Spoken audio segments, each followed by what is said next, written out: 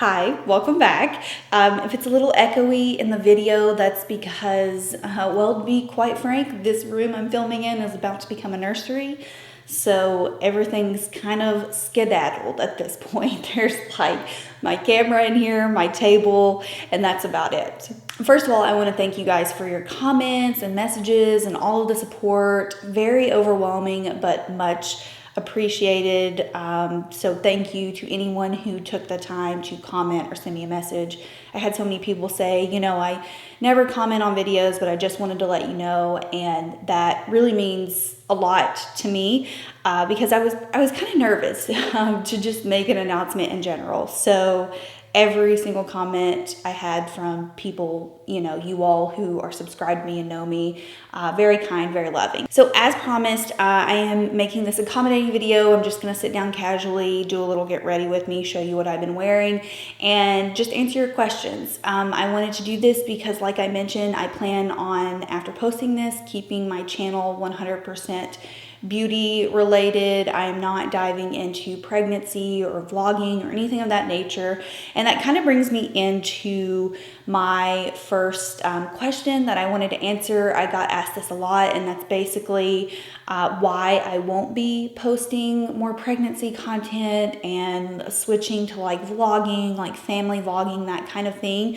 There's quite a few reasons why I won't be doing that. The first is that I am just not that person that is a vlogger. I tried it a long time ago when I was in college, and it just doesn't come natural to me. And I also I'm just not the type of person that wants to post every single thing that I do in a day online. I have enough sense now to where I realize, like, hey, I'm a pretty normal person.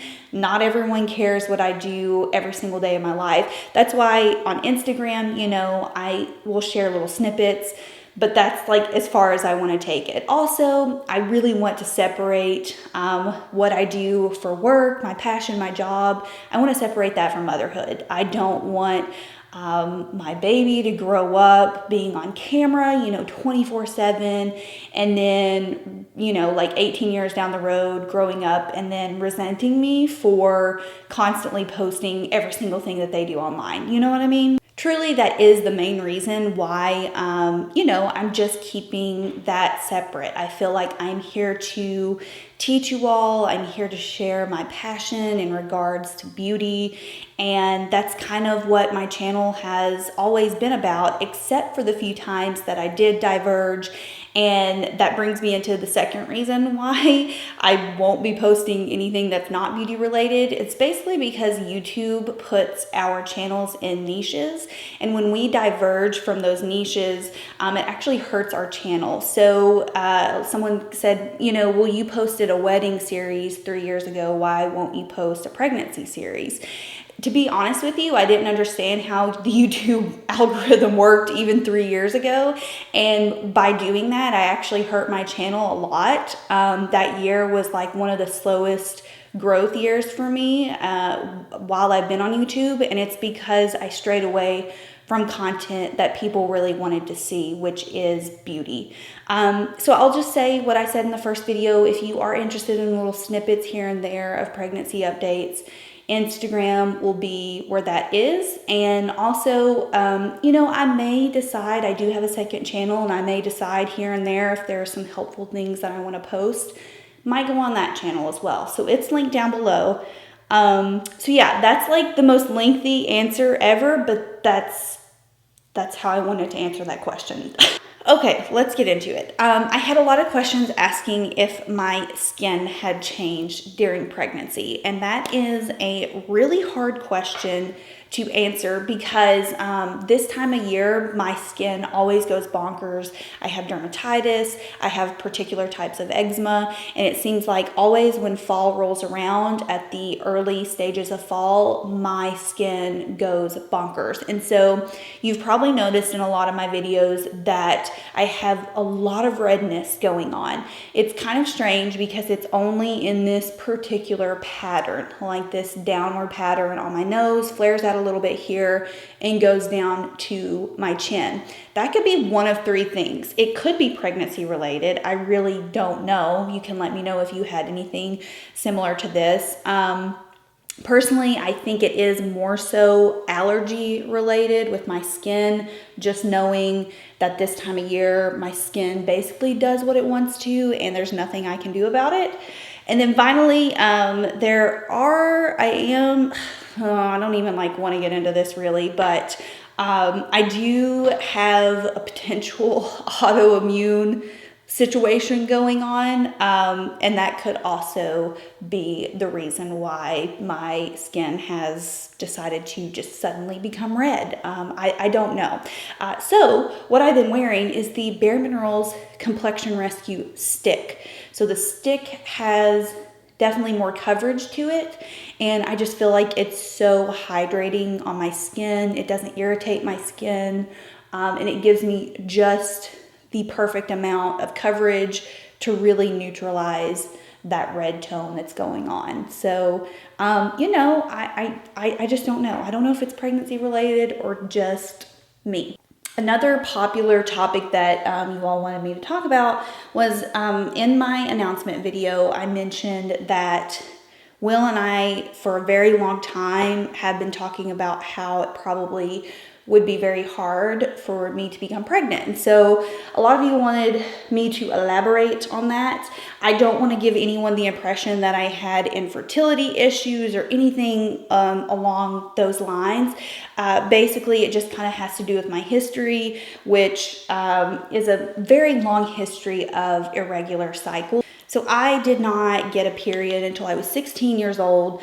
And even after that, I only had a period probably 2 times a year at that after turning 16. So when finally I was in college and I started seeing a regular provider, they kind of just put me on birth control to regulate that. And so I was on birth control for probably 6 years. I stopped birth control 3 years ago, and it took me basically up until this past year for my cycle to regulate. So when I got off birth control, I was only having a period every 3 months.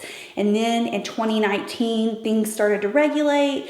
It seemed like I was having one almost every single month. And then in 2020, it definitely just every single month I had one. So finally, here I am, almost 28, finally have a regular cycle. Brief intermission here, I have Charlotte Tilbury's Magic Away Concealer.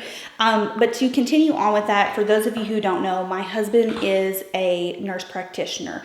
And so he, was kind of concerned about how irregular my cycles have been. And so we kind of just thought hey, it's probably going to be harder than it is for someone else that has normal cycles to become pregnant. And leading into this was probably the next most asked question, was this pregnancy planned or a surprise? So the way I've been answering that is we definitely were not planning, as in, taking, I don't even know what the proper term is, using fertility trackers, things like that. Definitely not. None of that whatsoever. The way that I kind of have just been looking at it as is if it happens, it happens. And if it doesn't, it doesn't. That was kind of what the view was. And so a lot of people asked, how long did it take? And honestly, it was like lightning. It was very fast. So in that sense, we were very surprised. I think you can probably tell from the video that I posted when I told Will, he had no idea. He had no clue. And what's interesting is my last period was May 1st. So when I went, by the time I went to my first appointment where they were planning on doing the ultrasound, they assumed that I was at that point, I would have been over 9 weeks at that point. And they ended up doing the ultrasound, and my ultrasound only read about 6 weeks. So my OBGYN, she actually thinks that, yes, my ovulation was like way off and that I just ovulated later than what I should have. So right there, again, it kind of just seems like a big coincidental surprise that I ovulated late and then somehow, got pregnant. The very strange thing is that the day that I found out, the morning I found out, about 30 minutes later after I took my first positive test, my OBGYN office called me to remind me that I had an appointment set up on the 20th. So I found out July 7th.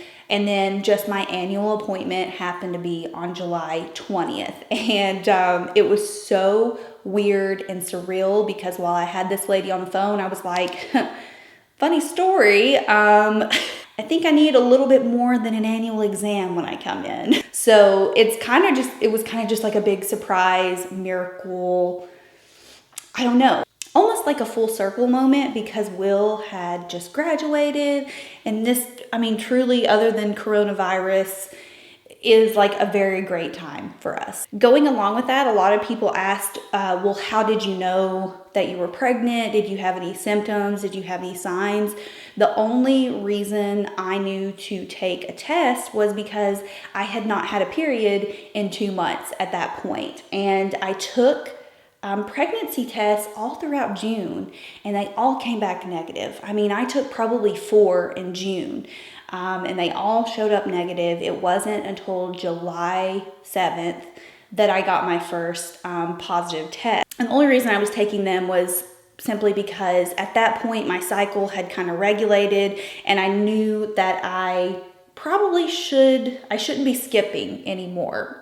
That would have been pretty common 3 years ago, but now things had seemed to regulate out. So here I am taking all these tests in June because I just think it's so odd that my cycle had regulated. It was just kind of weird for me to not have a period. And we get to July, still nothing. It's like July 7th, which is the day I found out. And so I'm reading online about how if you're pregnant with twins, then your HCG levels could possibly be high, really high, and then triggering a false negative on the test. So this article I read said to dilute your pee and then take your test, put it in like a disposable cup, and do your test that way. So I kid you not, that's what I did. And that's how I got my first positive test. I don't know if something was up with the levels, and that's why they kept reading negative in June, but it was so weird. By the way, if I forget to tell you what I'm using, you guys know it's always going to be down below. But I just finished with the Fenty cream bronzer. Now I'm going to use a little bit of the Milk Makeup Lip and Cheek. This one is in the shade Perk. So I think now, I would say a lot of people were asking about the gender or the sex of the baby, which Will wants to keep a surprise until the delivery day. I think it's becoming a little bit easier for me now.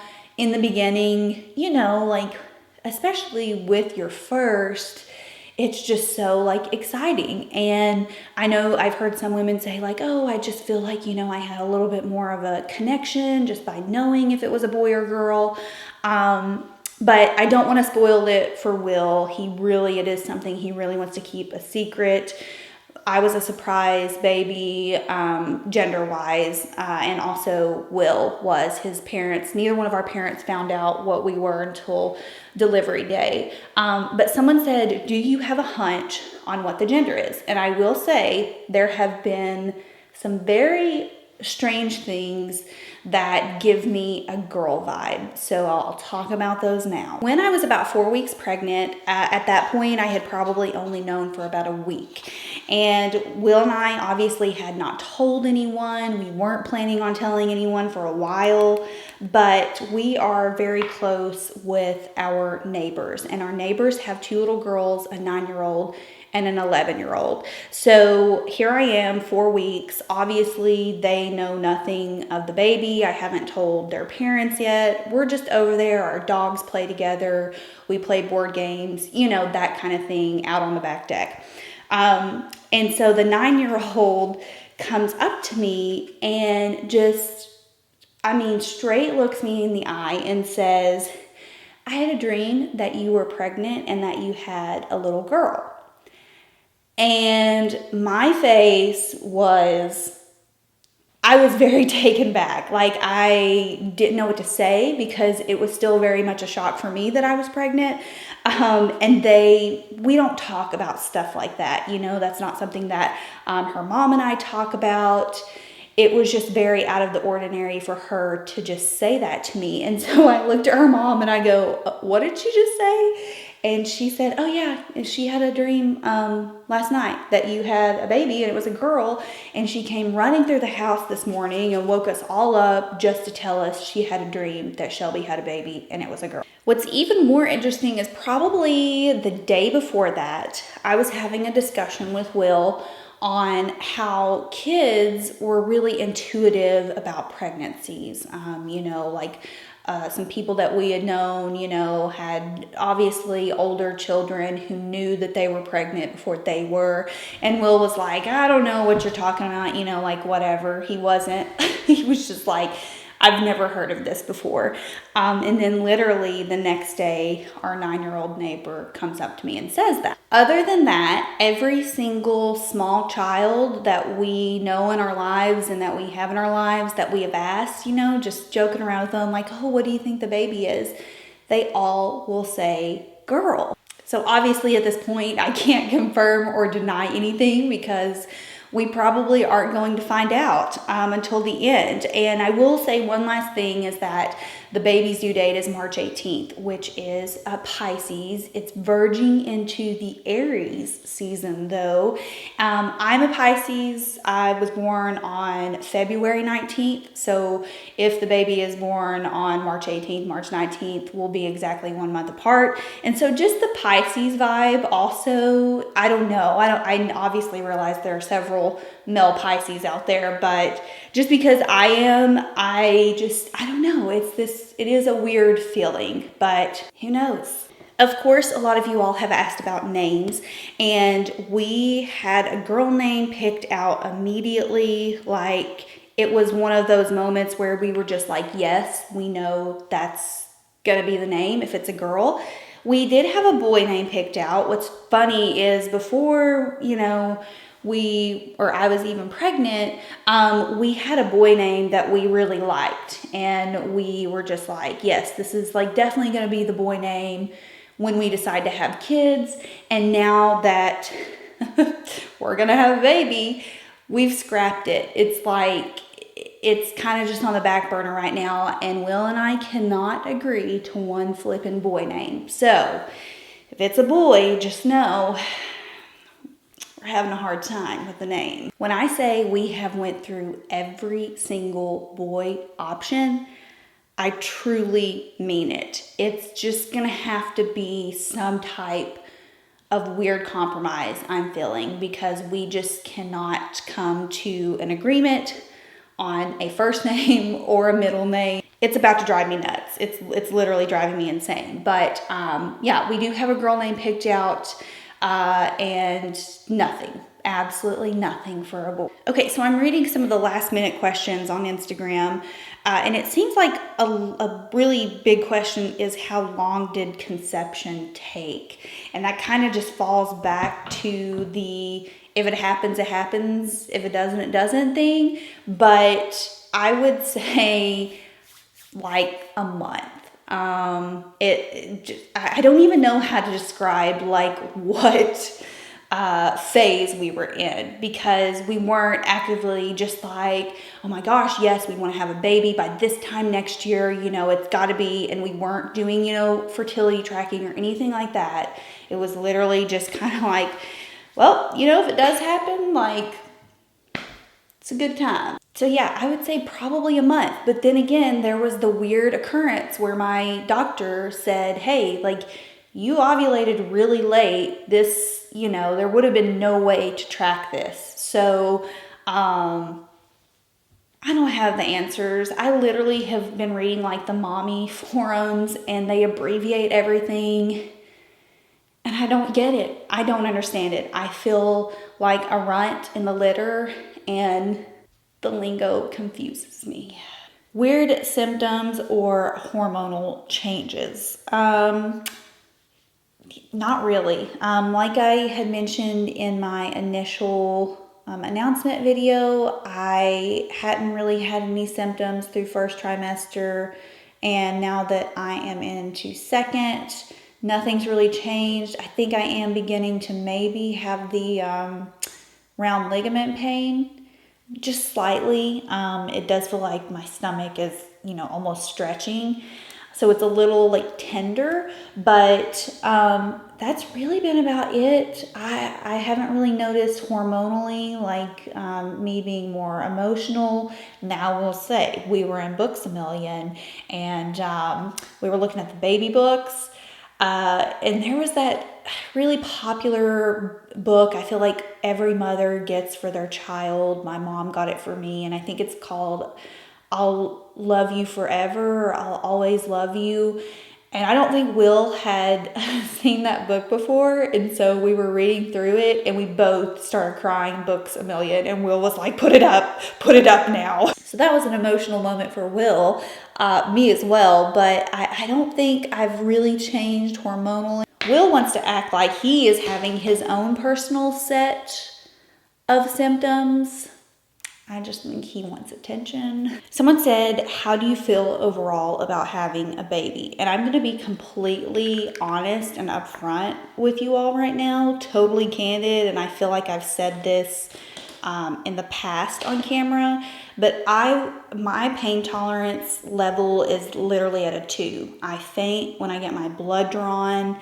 I'm terrible in doctor's offices. I just have a very low pain tolerance.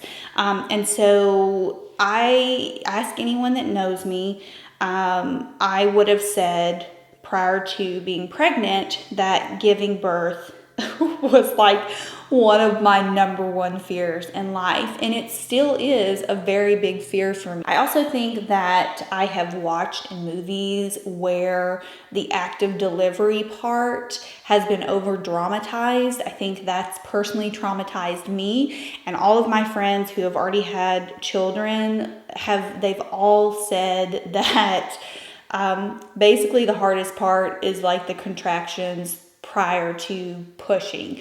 I know everyone has different opinions, but it just seems like, especially, in movies, the pushing part is always very dramatic. And so that's always given me the sense of, like people will say, oh, it's the worst pain you'll experience in your entire life. And coming from someone who literally has a tolerance level of a fly, it's not a good confidence booster.